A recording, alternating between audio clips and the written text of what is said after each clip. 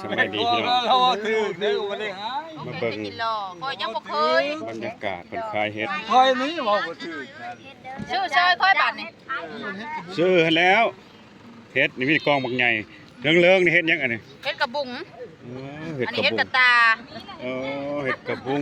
เฮ็ดกระตาเฮ็ดกระบุง นี่เฮ็ดถูกเฮ็ดตา เฮ็ดขาดนี่ อันนี้บ่ได้หึนนะมันแน่ ใช่แต่เป็นมาเฮ็ดขมมันอันใดมัน นี่ ออกเลยมอนๆ เฮ็ด แล้ว ขาดเฮ็ดขมนี่ ลายเลยเนาะ แต่มันขมแพงนี่ จะค ตัวน ไป นี้ หา เฮ็ด น่ะ มอตัวนี้ค่ะ บ่ยัง อันนี้เฮาซื้อบ่เนี่ย เพิ่นละตอนพี่น้องเพิ่นละตอน พี่น้องละตอน บ่ได้ชื่อเดี๋ยวมา เพิ่นต้นหับ มากายมาเบิ่งอะไรเพิ่นต้อนนี่ ตอนพลทง เพิ่นต้อนเพิ่นละถงละถงพี่น้องบ้านเฮาใจดีดี บ้าน นครความมดผู้ของ บ้านยังอันนี้ฮะ น้าแพง ฮะ อาจารย์ เออ แพกหน้าบ้านแพกหน้า แพกหน้า บ่ค่อยบ่จักซื้อค่อยได้ยินเธอเอิ้นน้าแพงก็แพงบ่จักผู้ใหญ่ แพกหน้าหน้าแพก ค่อยเอิ้นน้าแพงนะ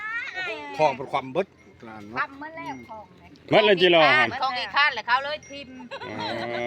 เฮามาบ่ ไป ทัน กับ กิ คน น ร บ่ อ คุดใส่กับใบมีไปหยังแล้วเขาทิมมีตีนกับใบยางเขาอ่ะแต่เขาเฮ็ดกันนั่นเลย เตะทีมเคลื่อนย้ายนั่นเราลงคลิปมันรับมาหาเฮ็ดเหมือนนี้ เออ ของมีตีนกับบ่ได้ย่าง โอ้แล้ว เต็ม ของ ตา อีกข้าน แล้วมันเป็นตีน เลือเฮ็ดตีนใส่กับบริยางเลยเขาทิม เออ ไป ซันเดอร์บ่นี่เด้อ ได้ซอยจะคนบ่ ขอบอกขอบใจเสิได้เมื่อแหละ ใจเด้อ ซื้อซอยทงหนึ่ง เจ้าก็พอสิเชิญหน่อยค่ะจะอัดคลิป